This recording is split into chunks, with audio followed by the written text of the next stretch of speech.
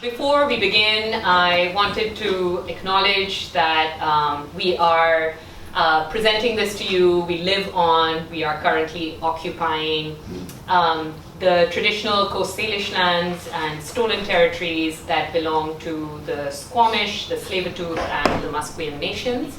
I also want to acknowledge my own position here before I introduce myself, what the event is about.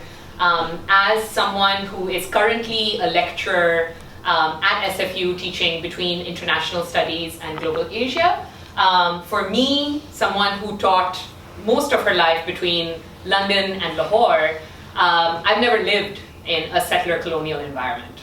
And what that means to me is coming over here and becoming acquainted with activist organizations in which they think about equity has been a learning experience where the first, sort of reaction was, am I, as a racialized body, a settler? And absolutely I am. And so part of my commitment to decolonization is in the courses I teach, all of which are on South Asia and Asian history. I focus on how we, as racialized bodies, are both products of colonialism and as settlers are perpetuators of the same.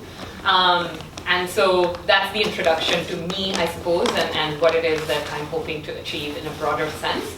On to the event itself. Thank you all for being here. I want to give a special thanks to our Speaker of the Legislative Assembly, who is here, and who is here as also the activist that you will see featured in this movie that we are going to watch, Raj Chouhan. Thank you very much for being here. And as well, someone who you may not see featured, but while I was working on South Asian history within British Columbia, his name would come up as a signature on various documents against racism, against all kinds of oppression and injustice that targeted all things ranging from domestic caregivers all the way to taxi workers. Harinder Mahil. So thank you, both of you, very much for being here.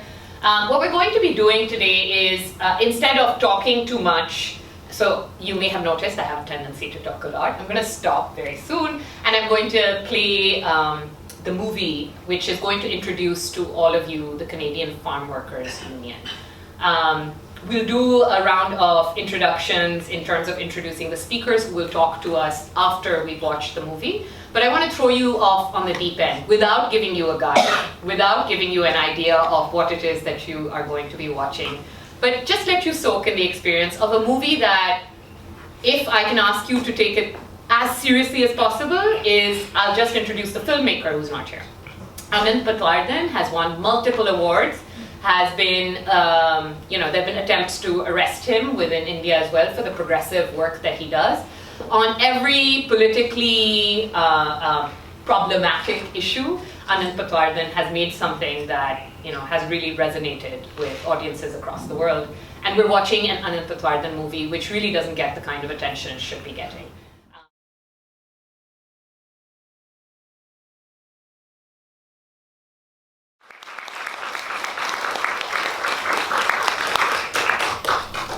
It is such an incredibly moving documentary even today, and in order to introduce them as well, I would very much like Raj Chouhan and Harinder Mahil to please come up to the front if you're more comfortable with that. I'm just going to drag this chair out. Thank you so much for being with us. You don't have to sit. You don't have to if you don't want to. Okay. I can see them better. It's up to you. I just pulled the chairs out so we could be more comfortable. You can also, if you're more comfortable sitting there, we don't have to stand on ceremony or anything of that sort. I'm just going to pull out a couple of pictures so that we can talk about, the backdrop of the movement, if you will, and also so that you can keep seeing the two of them in this time as well as in the contemporary present, because the radicalism, if you will, of that time is really captured in some of these pictures. So I'll just highlight this to you. At a time when both of us had some hair. Yeah, I wasn't going there, but if you look lovely now too. We are more reflective now. So I'm going to do the formal thing and read your bios out as well, because there are many people who know you, but several of the people don't. So I'm just going to read out some of your bios to introduce you. So Raj Chouhan, and thank you so much to my students also. I expect you to be taking notes while I'm talking. Raj Chouhan is currently the Speaker of the BC Legislature and MLA for Burnaby Edmonds.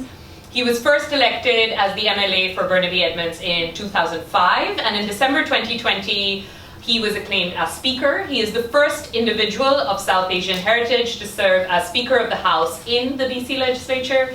Raj immigrated to Canada in 1973. As a student in India, Raj was actively involved in student union activities, so there is backdrop.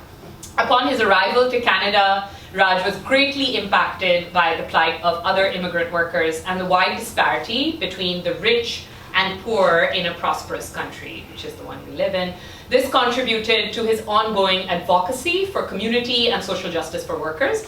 Raj is the founding president of the Canadian Farmworkers Union and served as the director of bargaining for the Hospital Employees Union for 18 years. Raj also served as a member of the Labour Relations Board of BC and the Arbitration Bureau of BC, a founding member of the BC Organization to Fight Racism. Raj has worked relentlessly in promoting human rights and racial equality. He has served as the Vice President of BC Human Rights Defenders since 2003 and has taught courses on human rights, the BC Labour Code, and collective bargaining since 1987, so very long history there. He has traveled across Canada to give seminars, attend conferences that raise the awareness of issues such as racism, poverty, workers' rights, and discrimination. Thank you so much for being here. And Harinder Mahil has been an anti-racist and human rights activist since the 1970s. Over the last 50 years, he has worked for the New Westminster Local of the International Woodworkers of America. I'm very much hoping we'll hear part of that story as well. Province of British Columbia and the Professional Institute of the Public Service of Canada. PIPSC is the acronym for that. He was one of the founders of the BC Organization to Fight Racism as well, and the Canadian Farmworkers Union. He has served as chair of the British Columbia Council of Human Rights and Deputy Chief Commissioner of the British Columbia Human Rights Commission from 1997 to 2002. He was acting Chief Commissioner of the British Columbia Human Rights Commission when the previous Liberal government of British Columbia decided to dismantle the commission, for those of you who remember this moment. Mr. Mahil was a member of the Canadian delegation to the 1993 United Nations World Conference on Human Rights in Vienna. He has recently retired from his position as team lead labor relations with the Professional Institute of the Public Service of Canada, which is a union representing professionals employed by the Government of Canada. Since 2011, he has been a board member of the Dr. Hari Sharma Foundation. I would strongly encourage all of you to look them up. They have a fantastic series of progressive events here in BC. Earlier this year, he was elected as president of the West Coast Coalition Against Racism, a coalition of organizations and individuals committed to positive change in the struggle against racism. Again, please look them up. Thank you both so much for being here. We're going to start with the first question, and at any point, please feel free to use the chairs if you want or not. That's up to you. The first question I had was really about, as someone who is very much an outsider to this province, but who's been working on South Asian history for very long, when I researched, the Canadian Farmworkers Union as part of a project for the BC Labour Heritage Centre, I found that there was a lot less coverage of that union's movement as opposed to, the California grape boycott, for example. Whereas it very much seemed like it was a global movement. And so what I was interested in you reflecting on is precisely the question that all of you can see up on the screen, which is, why do you think it received less attention as a movement, and how would you explain its global importance to the audience who may not know much about it at all? Well, I think the obvious answer to this is the impact of agriculture, agribusiness in the United States. If you look at just California alone, the agribusiness exceeds $50 billion, which is many times of the agriculture business in British Columbia. It was the first time a union was being formed of farm workers anywhere that we know of, and with literally thousands of workers participating, primarily Mexican workers, under the leadership of Cesar Chavez. And it became a global movement. I mean, in fact, we in British Columbia benefited from that union and their organization, and that's why Cesar Chavez came to give us a hand. If you look at the British Columbia's farming industry, small farms, there are very few owners that have more than 10, 15, 20 acres. There are some, but not that many. It's a primarily, small farming. So that's the main, that I see, the main difference. But even in 1964, when the United Farmworkers of America started in California, even at that time, they did not get the attention which they got later on, because the farm worker was deemed as a very, kind of neglected part of the working class or work areas. But with the leadership of Cesar Chavez and his groups, they were able to broaden that perspective of what farm work really meant for workers, and not only in California but throughout United States. At that time, what they did, rather than getting into a traditional form of organizing the union movement, they made it into a kind of social movement. As a result, many of the faith groups, the unions, International Labor Organization, they all became part of it. And then the Democrats, the party itself, the political party, became very much involved up to the President Kennedy. So when they did that, it received attention which they did not for many, many years. So as Harinder said, the success of California farm workers really, helped us to start. We were inspired by what they did, and we started here. And initially, as you said, there was hardly any mention of it. But when we started doing rallies and we involved the faith groups, the labor movement, and all that, it gained some attention, and we were almost in the media almost every day. Either being interviewed by the TV reporters or Vancouver Sun, or like other local media as well. So eventually it happened. However, because the scale of the farms, the size of the farm, the number of people work as compared to California, much smaller, but we still managed. Yeah.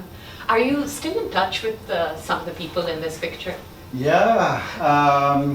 The guy on the far side is RT. He was, after Cesar Chavez, he became the president of Farm Workers Union, who I stayed in touch with him for a long time. He's now also stepped down, so he's retired. Tom Sanborn with the black t-shirt, he's still around, and he writes reviews of certain books in Vancouver Sun on the weekends, so he's very much active and involved. Servant Bowl, you saw him beaten up in the film.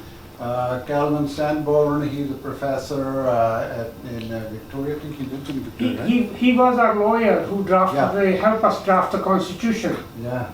And Cesar Chavez passed away in 1993, and I went to his funeral in Delano.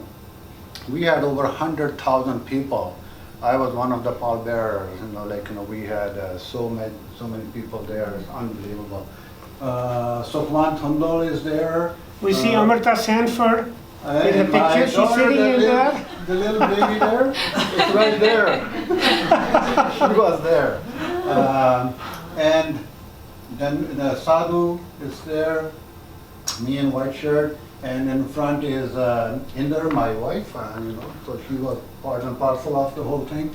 And Dr. Chin Banerjee and Dr. Hari Sharma, both of them, they were our gurus. They taught us so much about social justice, and unfortunately they are not with us anymore.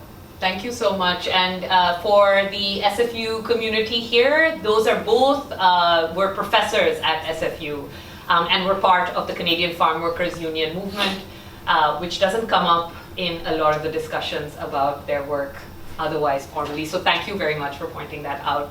The question I had was really about the series of pictures I put here, which is, how did you get involved in wider South Asian organizing in British Columbia, and how did this lead to the formation of the Canadian Farmworkers Union? The pictures that I put up for everyone, of course you two recognize them, this is a British Columbia organization to fight racism protest that took place against the Ku Klux Klan, which was active in the early 1980s in British Columbia.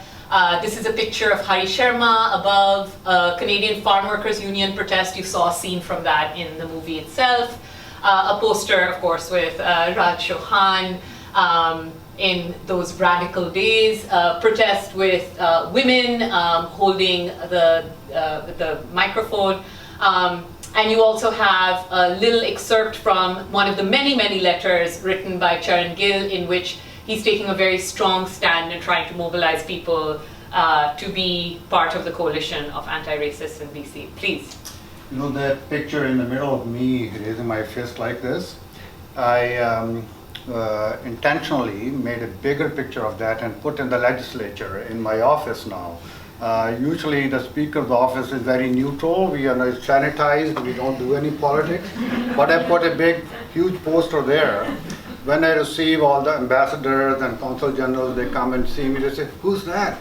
So intentionally I put that there so I can talk about workers' rights, so it's there.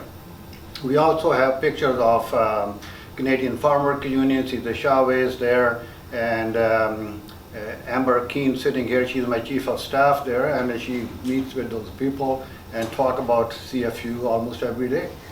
So just coming back to your question, both of us were members of an organization called Indian People's Association North America. And Professor Dr. Sharma was the president of the organization. It was a North America wide organization that was primarily dealing with or raising the issue of democratic rights in India. Some of us felt that although each one of us think about where we come from and the land, what's taking place in those countries, but we are here. This is our country. We have to make this a better country. What do we do here? And that's the issue we raised within that organization. And they said, well, what is going on? I said, well, racism is an issue, out of which came the BC organization to fight racism. Workers' rights are an issue. And at this point, I was active in the IWA, which was the largest industrial union in Western Canada. I raised the issue of farm work because my first job was that of a farm worker. Raj's first job in Canada was a farm worker. I remember at one point he worked at a turkey farm and stayed there day and night, like he was there 24 hours a day. So we raised that issue and we were supported. They said, if you want to take up that issue, we will support you. And that's how we start talking about farm workers' rights, and out of which came the Farm Workers Organizing Committee and eventually Canadian Farmworkers Union. Because the farm work and racism go hand in hand. At that time, in the 70s, the farm workers were not deemed workers. They were not covered under any Employment Standards Act, Labor Code, or Health and Safety Act. Nothing was applied to farm workers, mainly because they were people of color who work in the fields. So they were left out. As a result, Racism played a huge, big, role in keeping workers out of their protections, which other workers enjoyed for centuries. But that's what happened. So when in IPANA, we call Indian People's Association North America, when we were talking about it, we were talking in that context, racism and workers' rights. That's when we started it. If you remember a clip, Pritam Kaur, who's the main heroine of this documentary, talking about they make us work 6 months, don't pay us. Like, it never used to be that you'll get paid on either daily basis or a weekly basis or bi-weekly. A contractor would make workers work for 6 months. At the end of it said, I will now pay you. And then even if they didn't pay, you couldn't go to Employment Standards Branch or any government entity saying, I have not been paid. You had to go to court in a small claims court to get your wages. And I mean, here are the farm workers who can hardly speak English, who haven't kept proper records, and they're having to go to a court to make a claim against a contractor who can easily hire a lawyer. And, and that's what used to happen. And sometimes these labor contractors who also speak the language of the workers, they declared bankruptcy. Yeah. So they didn't pay them at all. We had the union of lawyers, what's the name? Anyway, our progressive lawyers group, they helped us. They did so many cases for us. BC Law Union. BC Law Union. We had no penny. We didn't even have money to eat food, so we were going from temple to temple in the Fraser Valley to get food in the evening or in the middle of the day. That's how we survived. But the BC Law Union helped us so much, and also the labor movement. BC Government Employees Union, IWA, HEU, they all helped us, so much. It's unbelievable. Otherwise, we could have done it. We had no money, there were no dues. It was not a traditional union that we were not getting anything. And today, we had the honor to meet with Pritam Kaur. Anusha was there as well. I couldn't resist. Look at that. She's 97 and still remembers the struggle. 97. I was hiding that one until the last week, yeah. And her memory is very sharp and she remembers everything. And so she was sending a message to me, to her son, saying, "Where's Raj? Why he's not coming to see me?" So I was telling her, I'm coming. And today she said, "Finally you made it, huh?"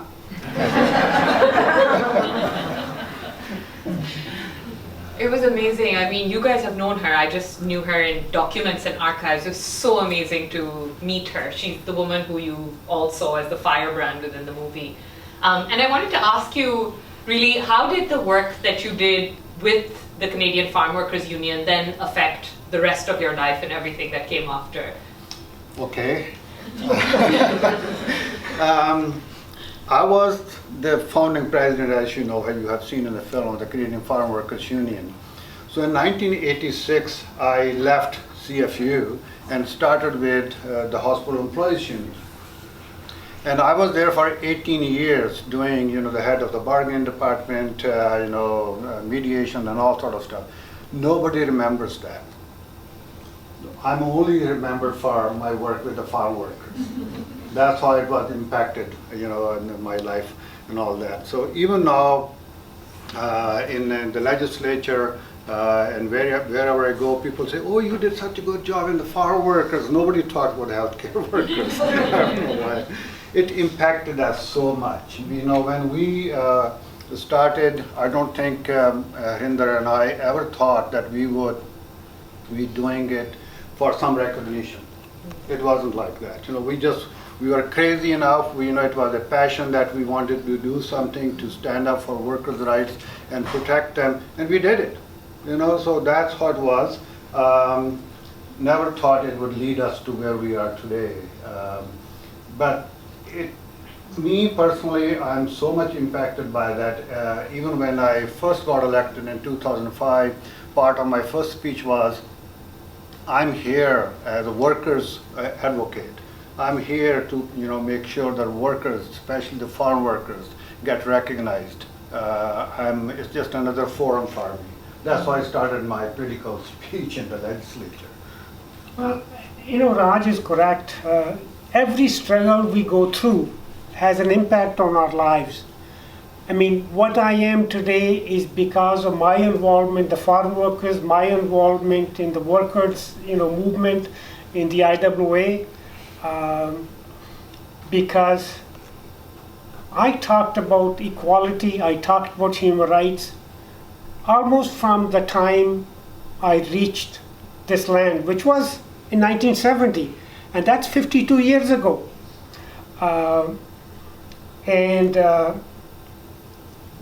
Again, basically, whatever I am, it's because of the lessons we learned in the trade union movement, in the IWA, in the Farmworkers Union, and the lessons we learned fighting racism. An individual cannot do much, but when you're organized, when you become part of a movement, when you join together with others, you can do a lot. And whatever little we have done, it is because of the organizations we belong to. So if you want to make a change, you have to organize and you have to, pay attention. If you want to make this society better, you have to care. You have to show up. You have to talk to your friends and neighbors, and whatever that issue may well be, you can make a change. Yeah. Like. Yeah, like in the 70s and 80s when we were doing this, and people were telling us, oh, unions are not relevant now. They were okay, 40 years ago, 50 years ago. And today, when workers are standing up and doing something, they will say, oh, unions are not relevant now. Forget about the unions. Unions are always relevant. If you are not organized, if you are not standing up for your own rights, nobody is going to do it. No government is going to do it. Doesn't matter which government, which party is in power. If we don't ask for it, it's not going to be given to you. Like the students, for example. The student issues, if you are not vocal about it, if you are not going to ask for it, you think that any government will do it? We think about our balancing budgets. But workers' rights, students' rights, women's rights, human rights, they're all relevant and they will always be relevant, and we have to continue to fight for them.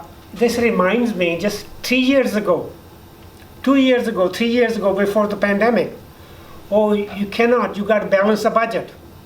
Once comes the pandemic, the Canadian government spent $300, $400 billion. Where did it come from? Why wasn't it available for programs for the health, education, workers' rights? Why wasn't that available? All of a sudden it became available. Nobody talked about balancing budgets. It is something that had to be done, and they found the money to do it. We were fortunate that we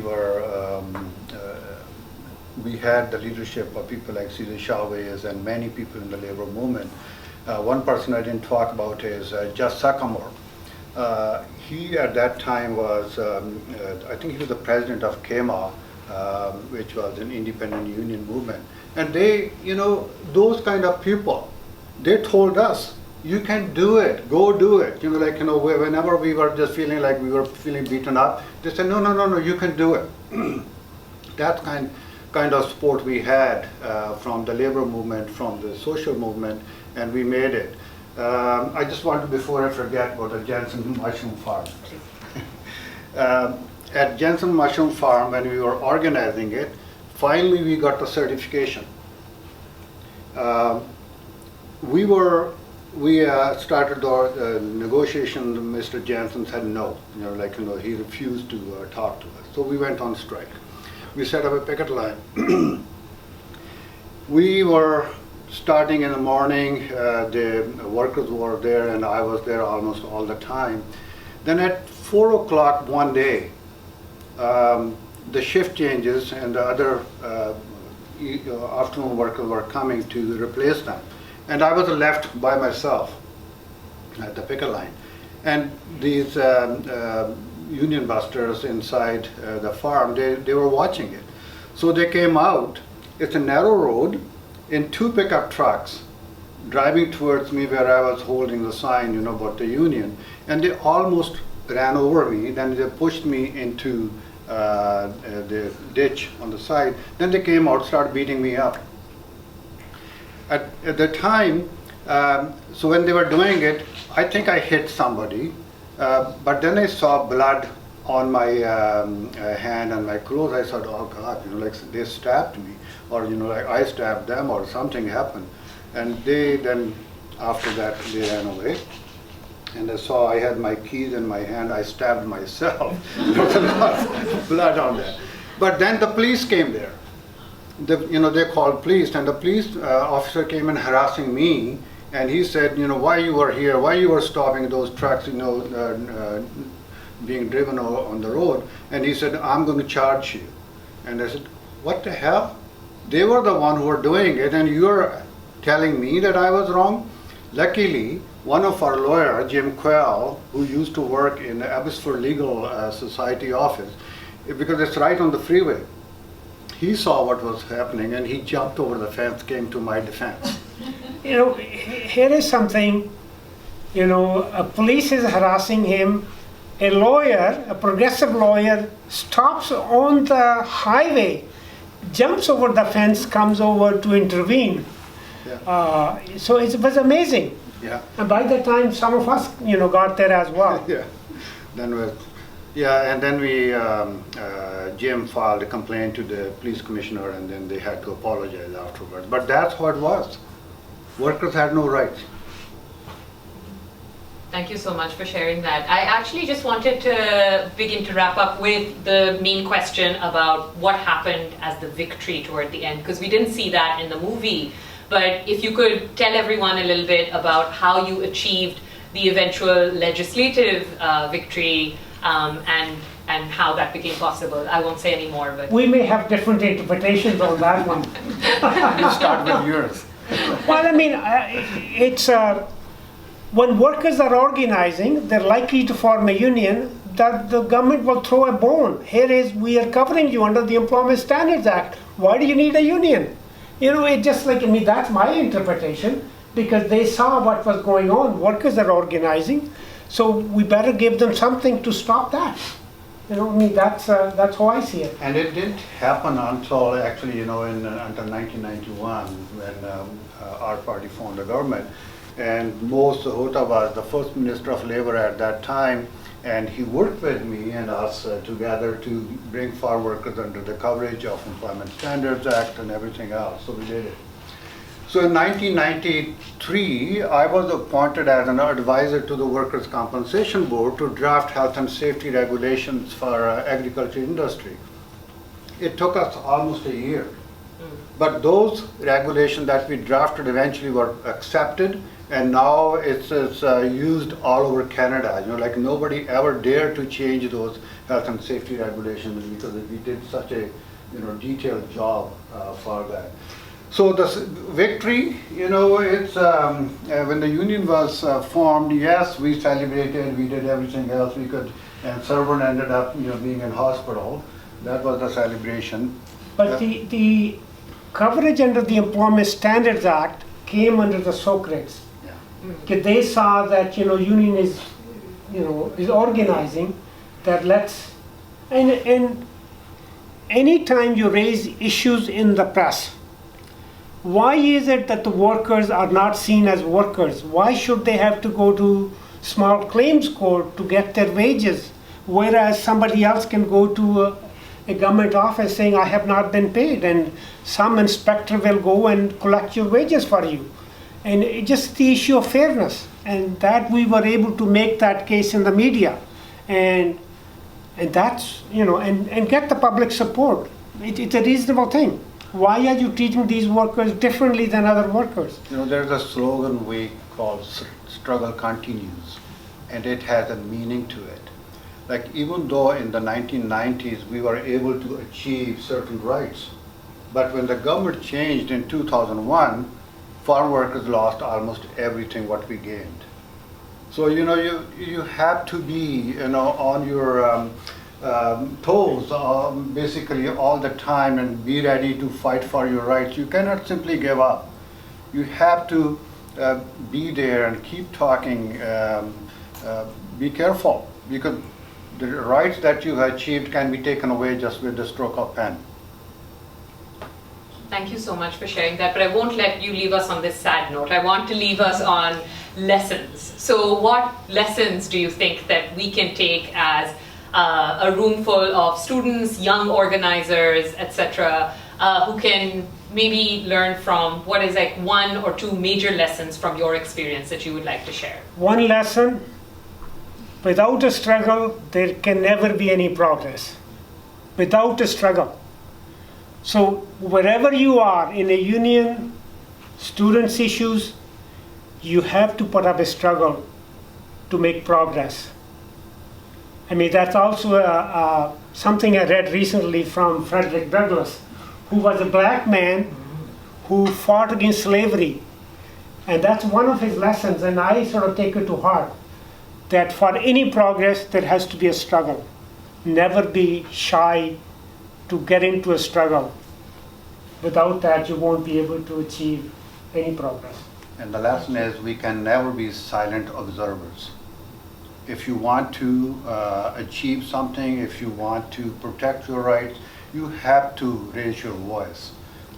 Doesn't matter what. We see a walk on the street, somebody is being harassed, it's a racist attack, or like what we have seen, lots of rise in the Asian hate in the last couple of years. We have to have that voice out there for those who may not have voice. We have to have voice for ourselves. Otherwise, people will do whatever they need to do, and we will be at loss. So we can never give up, and we can do it. We can, if we want to, raise your fist. Thank you so much. Thank you very much.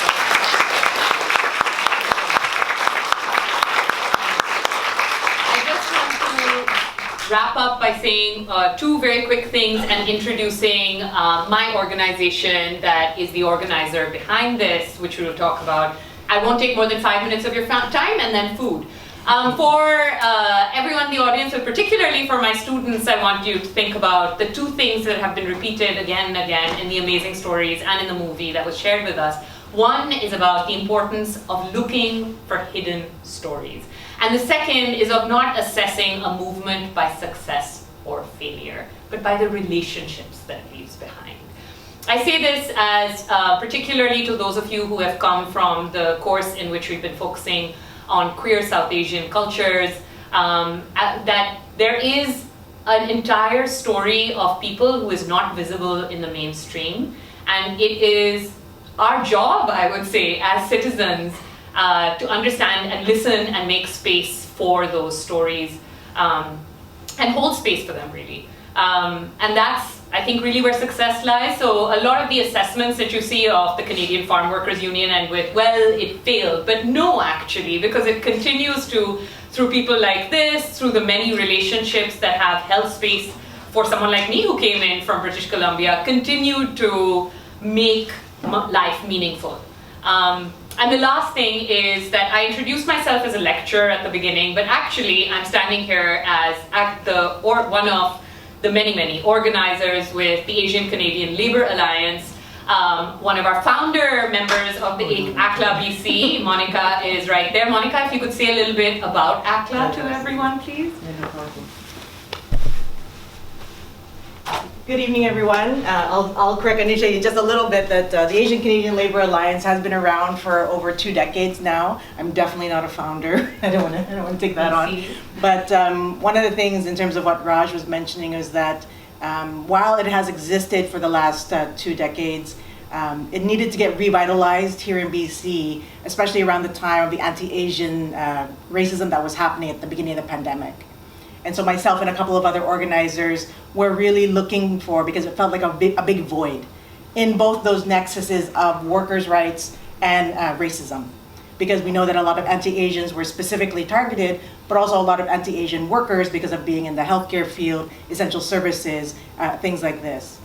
And so a number of us came together, revitalized ACLA here in BC, and started to work with our counterpart in Ontario to make sure that we had a vibrant labor alliance. It's not affiliated to any particular union. We are open to any self-identified Asian Canadian worker. You can be in a union or not. And this is the fourth in our series for this for the last several months. For those of you who have been joining us for a lot of, because we have been tracking, that have been joining us all throughout those months, you'll remember that back in April, we started off with why we still fight. And we had two specific striking workers from the Metrotown Hilton Unite Here local come and share with us not only the process of being involved in such a long strike, but also what kept them going. And it was exactly that community relationship and organizing that they did amongst themselves as strikers that helped them motivated in their strike, and eventually, as hopefully you all know, that they won. Right? They got significant gains, got significant recalls for all of those workers who were fired and things like this. Then the second one, uniting it to our anti-racism, is when we had an anti-Asian racism and community organizers who stand against it panel in May. And this was, again, to try to bring those community experiences to everyone and to share that more widely. And then in the third series, we did a smaller workshop more specifically about knowing your rights as anti-Asian workers and knowing your rights in the union. We had a lot of members, actually. This was particularly targeted to newcomers and young workers, and so people who are either in a union or not. And they had a lot of questions about basic workers' rights that they had no knowledge of, and even basic union rights in terms of, I'm in this union, but I have no idea what that means. So there's a real need there. And so we're not here to replace what unions should be doing for their members, but we're here to help them get politicized and understand what they could be doing in terms of getting involved in their union. We want to see more Asian Canadians involved in the leadership of the unions, involved in fighting racism in unions, and in the society at large. And then this comes now to, I think, a kind of a perfect summary of where we are in terms of learning the lessons from past struggles, in terms of connecting it to the lessons that we have for today. And again, not to repeat what the speakers have already said, but absolutely it is about continuing to organize, because we can see racism exists in Canada. It just decides to rear its head every so often, or in more violent ways in different kind of contexts that we're in. And so we need to be prepared and have people who are involved in fighting against that. The last thing we'd say is our pitch for membership is that some people sometimes don't know what we mean by Asian Canadians, so self-identified as Asians. That includes South Asian, East Asian. It's not, it's a broad term, but it also still is a gap in the labor movement in Canada. We could be a lot of the workers, but we're not in a lot of the seen power holders in the labor movement. And so that's one of the things that we're trying to encourage, is to be more involved in their workplaces, in their unions, and in the society in general. Thanks a lot. Thank you very much.